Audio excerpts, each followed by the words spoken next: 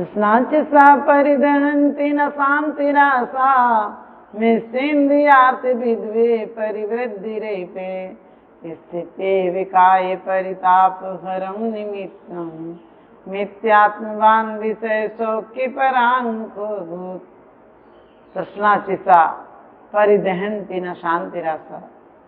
धन वैभव के जिन्हें भाई नाला हैं, चारित्र के जो सच्चे हिमालय हैं, मंदिर की मूर्तियां तो मौन रहती हैं, गुरुदेव तो चलते फिरते जिनालय हैं, गुरुदेव तो चलते फिरते जिनालय हैं। जिसे दुनिया में समझ में आ जाता है कि वास्तव में ये संसार भोगने लायक नहीं है, ये संसार में रहो, ये जीवन की एक कोरी डायरी मिली है तुम्हें, चाहे तो गीत लिखो चाहे तो गालियां लिखो। यदि तुमने तृष्णा के गीत लिखे तो अधूरे जाएंगे, कभी गा नहीं पाओगे, क्योंकि तृष्णा नागिन ज्यों ज्यों डंके लहर जहर की आवे।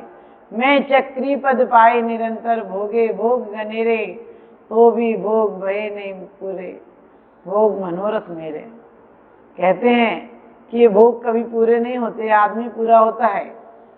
भोग कभी बूढ़े नहीं होते, तृष्णा कभी बूढ़ी नहीं होती। जितनी जितनी आदमी की उम्र बढ़ती है, शरीर में बुढ़ापा आता है, उतनी उतनी तृष्णा जवान हो जाती है। क्योंकि जवान होता है तो और बहुत सारे काम होते हैं, परिवार की जिम्मेदारियां होती हैं और शक्ति होती है, और शक्ति होती है तब शक्ति को और कहीं लगाता है। जब शक्ति नष्ट हो जाती है तो सिर्फ कामना करता है। आपने देखा होगा बीमार आदमी खाने की, घूमने की इच्छा करता है, लेकिन घूमने वाला आदमी सोचता और 100 काम पड़े हैं, वो पूरे काम करता है। इसी प्रकार से कहा है इस संसार में तृष्णा के लिए मत भागना। एक होकर 10 होती, 10 होकर सहस्त्र होए तो अच्छा है। एक होकर 10 होती, 10 होकर सहस्त्र होए तो अच्छा है। यूं ही इच्छा करते करते लाखों की हद तक पहुंचा है, तो भी यह इच्छा समान न हुई। यह ऐसी डाइन इच्छा है। हम लोगों ने जीवन में जो कुछ नहीं पाया उसके लिए बहुत तड़पते हैं। मकान नहीं मिलता है, मकान के लिए कितनी लोग मेहनत करते हैं, कर्जा लेते हैं, लोन लेते हैं, दूसरों से इंजीनियर के पास जाते हैं, नक्शे बनवाते हैं, फिर माल लाते हैं, फिर जमीन खरीदते हैं, कितनी मेहनत करते हैं। लेकिन कभी सोचा मकान नहीं था तब तक ये कामना थी कि मकान मिल जाएगा तो शायद बहुत आराम से रहेंगे। लेकिन मकान मिलने के साथ ही, मकान तो मिल जाता है लेकिन मकान मिलने के साथ ही उसकी चिंताएं भी मिल जाती हैं। मकान नहीं मिला था तो बहुत सोचा था कि मकान मिल जाएगा तो सुखी हो जाऊंगा, लेकिन मकान मिलने के साथ ही आदमी और दुखी हो जाता है, क्योंकि मकान में कहीं टूट फूट ना हो जाए, मकान में कहीं सीलन ना आ जाए, मकान में कोई शीशा ना टूट जाए। बहुत सारी इच्छाएं होती हैं, क्योंकि आदमी सोचता है मैंने हवा के शौक से खोली थी खिड़कियां, मैंने हवा के शौक से खोली थी खिड़कियां, सारी गली का गंध मेरे घर में आ गया, सारी गली का गंध मेरे घर में आ गया। इसी प्रकार से एक एक भोग के बारे में कहा है। 5 इंद्रियों के बारे में सोच लेना कि आपने जब तक अच्छा खाया नहीं था तब तक बहुत था कि कोई ऐसा खाना एक बार खाना है, खाने के बाद तृष्णा तृप्त नहीं होती, कहती दोबारा दूसरे रेस्टोरेंट में चलो। एक बार सोचा था कि ये जेवर, थोड़ा सा जेवर बन जाए, 2-4 तोले बन जाए, 2-4 तोले के 200 तोले भी हो जाए तो भी तृष्णा कभी तृप्त होती है क्या? अमेरिका में एक धनपति मरा, बहुत बड़ा धनपति था, उसने करीब 10 अरब रुपए छोड़े थे। तो पत्रकारों ने उससे पूछा कि आप तो बहुत बड़े आदमी हैं, आप तो 10 अरब रुपए छोड़ रहे हैं, इतने रुपए तो किसी ने नहीं छोड़े आज तक। पुरानी जमाने की बात थी जब इतना लोग कमाते नहीं थे। तो कहते हैं कि उसने कह दिया कि अरे कहाँ मेरी इच्छा पूरी हुई, हमारी इच्छा कहाँ पूरी हुई, मुझे तो 10 अरब नहीं 100 अरब कमाने थे। लेकिन आपने क्या सोचा, 100 अरब कमा लेता तो क्या तृप्त हो जाता? नहीं, हमारे आचार्यों ने कहा तृष्णा कभी तृप्त होती नहीं। तृष्णा तो तृप्त होती है संयम से, तृष्णा तो तृप्त होती है ज्ञान और विज्ञान से, वेद विज्ञान से होती है। तृष्णा कभी भोगों से तृप्त नहीं होती है। तृष्णा तो भोगों से सोचा करता था, भोगों से बुझ जावेगी इच्छा ज्वाला, परिणाम निकलता है, लेकिन मानो पावक में घी डाला। कब तक घी डालते रहोगे? कभी जिंदगी में आपने आग लगने पर घी नहीं डाला होगा, लेकिन इंद्रियों में तो आपने घी ही डाला है। एक दुकान से दूसरी दुकान, एक शोरूम से दूसरे शोरूम, और एक मकान से दूसरा मकान। क्या करता है आदमी बड़ा आदमी होकर? धन कमाकर भी निर्धन रहा आता है, क्योंकि मकान बदल लेता है। गांव से शहर पहुंच जाता है, शहर से वहां और बड़े नगर पहुंच जाता है, महानगर से विदेश पहुंच जाता है, लेकिन स्वदेश यानी अपने आप में कभी नहीं आता है। और जीवन में उसने बड़ी बात कर ली, जिसने स्वयं से मुलाकात कर ली। हजारों मंजिलें मिलती हैं राहे जिंदगानी में, मगर एक आखिरी मंजिल बड़ी मुश्किल से मिलती है। ध्यान रखना, बाहर की तृप्ति कितनी भी हो जाए।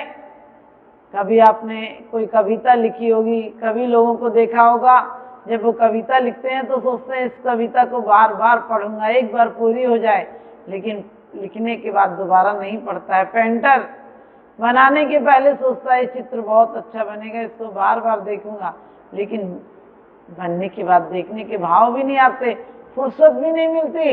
इसी प्रकार से आदमी सोचता है कि अभी बचपन है, पढ़ लिख लूं, कमा लूंगा, कुछ बड़ा आदमी बन जाऊंगा। कहते हैं दुनिया में इंसान तू क्या कर गया? ए इंसान दुनिया में तू क्या कर गया? पढ़ा लिखा, नौकरी की, पेंशन ली और मर गया। पढ़ा लिखा, नौकरी की, पेंशन ली और मर गया। इतने से काम के लिए आया था क्या? अरे आत्मा को परमात्मा बनाने के लिए आया था। 84 लाख योनियों में एक योनि ऐसी मिलती है। रामायण में चौपाई भी आई है, बड़े भाग्य मानुष तन पावा, सुर नर पशु सबे तर सही आवा। बड़े भाग्य मानुष तन पावा, बड़े भाग्य। आप सोच कर देखो आपके भाग्य क्यों हैं? क्योंकि जानवर चाहे कर भी कुछ नहीं कर सकता है, लेकिन इंसान चाहे तो अपने जीवन की डायरी में गीत भी लिख सकता है, गाली भी लिख सकता है, सम्मान पत्र भी बना सकता है, और किसी को अपमान की बातें भी लिख सकता है, जीवन को पुरस्कार भी बना सकता है, और जीवन का तिरस्कार भी कर सकता है। जीवन को चाहे तो स्वर्ग बनाए, जीवन को चाहे नरक बनाए। स्वर्ग और नरक हमारे अंदर की मनोवृत्तियों का नाम है। जब आदमी प्रसन्न चित्त होता है, जब आदमी खुश होता है, जब आदमी प्रसाद रूप में जीवन को जीता है, तो यही स्वर्ग हो जाता है। और जब आदमी प्रमाद में जीता है, तृष्णा में जीता है, भोगों की आकांक्षा में जीता है, तो भोगों की आकांक्षा तो नहीं मिटती, बल्कि हमें चारों ओर से और जलाती है। क्योंकि मैं चक्री पद पाए निरंतर भोगे भोग गनेरे, तो भी तनिक भय नहीं पूरन भोग मनोरथ मेरे। जब चक्रवर्ती की पर्याय में भोग पूरे नहीं हुए तो क्या यहाँ हो जाएंगे? इतनी सी उम्र है और उसमें भी लाख चिंताएं हैं, लाख जिम्मेदारियां हैं। लोग सोचते हैं हम अपनी जिम्मेदारियों से निपट लें फिर धर्म करेंगे। अरे धर्म तो आज करना चाहिए, अभी करना चाहिए। आदमी या तो भविष्य की कल्पनाओं में जीता है और या फिर भूत की बातों में जीता है। भूत की बातों को भी हम बुरी बातों को ज्यादा याद करते हैं। इंसान देखना, कभी 100 बार आपने प्रेम किया होगा, प्रेम को याद नहीं करेगा। एक बार बुराई हुई होगी उसको जरूर याद करेगा, और उसको भी जो नहीं है उसको याद कर करके दुखी होगा। जबकि आदमी चाहे इसी जीवन में स्वर्ग बना सकता है। प्रेम की स्मृतियों को, भक्ति की स्मृतियों को, तीर्थ बंदना की स्मृतियों को अपने जीवन में उतार सकता है और अपने नरक से जीवन को स्वर्ग बना सकता है। नरक किसने बनाया है? इन्हीं परिस्थितियों में लोग सोचते हैं गर्मी से बहुत तकलीफ है, सर्दी से बहुत तकलीफ है। अरे ध्यान रखना, ना गर्मी से तकलीफ है, ना सर्दी से तकलीफ है। दुनिया के भोग ना बुरे होते हैं ना अच्छे होते हैं। कहते हैं कोई पदार्थ जग में बुरे न अच्छे, ऐसा सदैव कहते गुरुदेव सच्चे। ना कोई पदार्थ बुरा है ना अच्छा है। जब आपको कूलर की दुकान खोल लें, एसी की दुकान खोल लें, तो सोचते हैं खूब गर्मी पड़े, और आप धंधा बदल दें, यदि हीटर की दुकान खोल लें और वैसी कोई काम कर लें तो क्या सोचोगे? ऊन का काम कर लें, स्वेटरों का काम कर लें तो क्या सोचोगे? खूब सर्दी पड़े। किसान सोचता है बारिश हो और कुम्हार सोचता है धूप पड़े तो उसके घड़े पक जाएंगे, क्योंकि भगवान क्या करेगा, प्रकृति इन्हीं परिस्थितियों में किसी को आनंद के द्वार खोल देती है तो किसी को विषाद के द्वार खोल देती है। आदमी सोचता है मैं कुछ हो जाऊं और विशेष होने के चक्कर में जो है उससे भी जाता रहता है। आदमी अपने आप में बहुत विशेष है। परमात्मा ने, हमारे भाग्य ने एक इंसान को दूसरे जैसा नहीं बनाया, सब इंसान अपने आप में है, अपने आप में हमारी प्रतिष्ठा बहुत बड़ी है, लेकिन हम भिखारियों की तरह जीते हैं। आयाति नाम का एक बड़ा सम्राट हुआ, कहते हैं उसके 100 बेटे थे और 100 बेटे 200 साल बाद उसके पास मौत आई और कहने लगे आयाति चल अब तो तेरे सारे बच्चे, कहीं कि तूने शादी कर ली, थोड़े बहुत कुंवारे हैं लेकिन जिम्मेदारियों से तू जा सकता है। तो वो तो घबरा गया, रोने लगा, तड़फने लगा, कहने लगा अरे बता के आना चाहिए था, अब एक मोहलत दो। एक अपोल कल्पना है, मौत किसी को मोहलत नहीं देती है, लेकिन वो गिड़गिड़ाने लगा, कहने लगा बता के आना चाहिए, भी बहुत सारी जिम्मेदारियां मैंने पूरी नहीं करी, तुम आ गई हो, कम से कम बता के आती। और कहते हैं मौत ने कहा चलो एक टाइम और देती हूँ तुम्हें, एक चांस देती हूँ, अगले बार आऊंगी तो जरूर ले जाऊंगी। और कहते फिर 100 साल बाद मौत आई और कहने लगी चलो आयाति। आयाति तो घबरा गया, कहने लगा नहीं नहीं अभी तो थोड़ा सा और टाइम दो। और मौत बोली मैं खाली नहीं जाती हूँ, मैं तो लेकर जाऊंगी। आयाति बहुत गिड़गिड़ाने लगा, कहने लगा अभी उन पर इतनी जिम्मेदारी है तुम सोच भी नहीं सकती हो। उसने कहा तूने कभी अब हमारे बारे में सोचा कि मैं तुझे कह के गई थी, ये पहले की बात होगी, जो मौत दोबारा आई होगी, अब तो मौत आती है तो दोबारा भी नहीं, एक ही बार में ले जाती है। सुबह आदमी घर से निकलता है, पता नहीं शाम को आएगा कि नहीं आएगा, कौन सी ठोकर लगेगी, तुम्हें वाहन गंतव्य तक पहुंचाते हैं, वही वाहन तुम्हारी जान भी ले लेते हैं। जो गाड़ी तुम्हें मंजिल तक पहुंचाती है वही गाड़ी कभी तुम्हारे प्राण के घातक भी बन जाती है, एक्सीडेंट हो जाए तो। और कहते हैं आयाति बहुत दुखी हुआ, बहुत रोया, बहुत गिड़गिड़ाया। और आयाति ने और लोगों की तरफ देखा कि कोई चला जाए मेरे बदले में, और मौत ने भी उसका इशारा देखकर उसके बड़े बेटे से कहा कि कम से कम तुम पिताजी के लिए चलो, पिताजी के लिए चलो, कम से कम तुम ही चलो। तो बड़ा बेटा बोला कि हम क्या जाएंगे, जब पिताजी इतनी उम्र में, इनकी जिम्मेदारियां पूरी नहीं हुई, इतनी उम्र में भी ये जाना नहीं चाहते, तो अभी तो हमें दुनिया में बहुत कुछ देखना है, हम नहीं जाते हैं। ऐसे ऐसे करके उसके 99 बेटों ने मना कर दिया कि हम नहीं जाते हैं। एक छोटा बेटा उठा और खड़ा हुआ, बोला कि हम चलते हैं।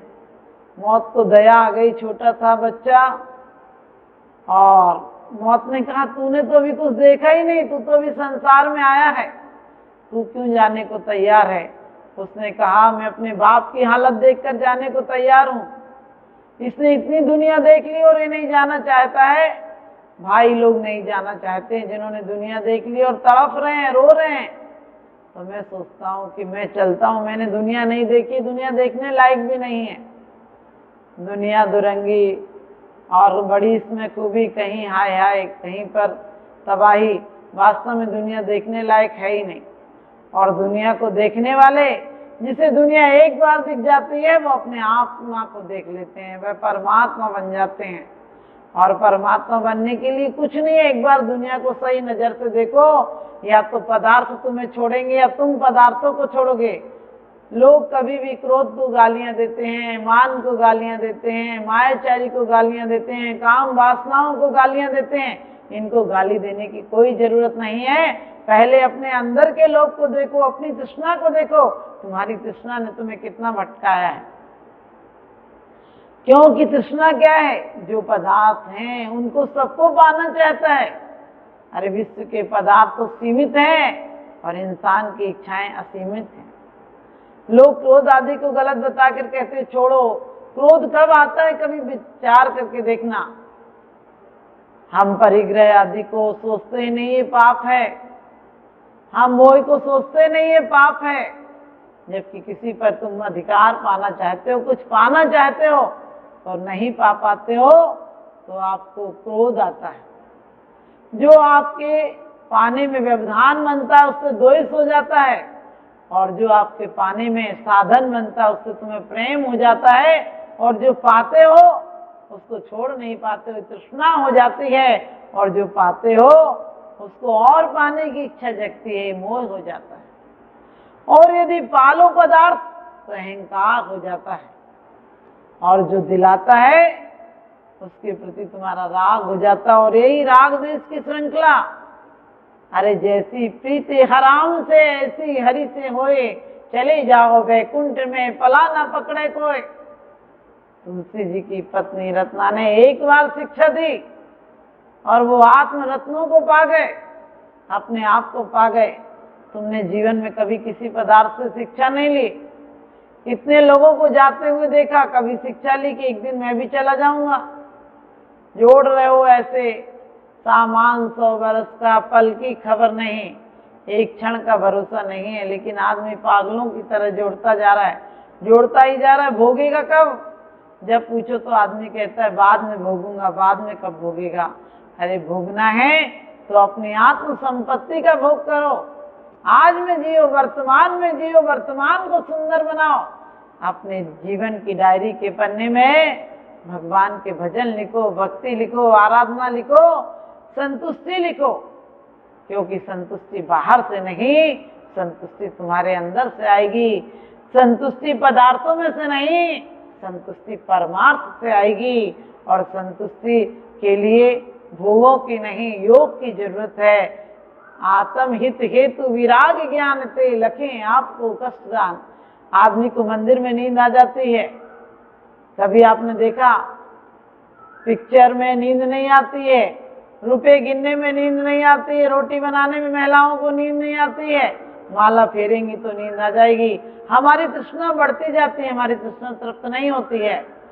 आदमी की तृष्णा इतनी होती है, जीवन भर धन कमाता है और जब मरने लगता है तब भी तृष्णा कहती है कि अब धन तो नहीं कमा पाते हो, दुकान नहीं जा पाते हो, तो कम से कम माला फेरने लगो। तो माला फेर लेता है, और पहले यहाँ मकान बनाता था, अब तृष्णा इतनी बढ़ गई कि सोचता अब स्वर्ग में महल बनाऊंगा। यहाँ पर वो औरत छूट गई, बूढ़ी औरत थी, काली कलूटी थी, लड़ती थी, झगड़ती थी। वहां पर सोचता है स्वर्ग की अप्सराएं मिलेंगी, वहां नृत्य देखेगा। ये कामनाएं भी वास्तव में वासना का ही हिस्सा है।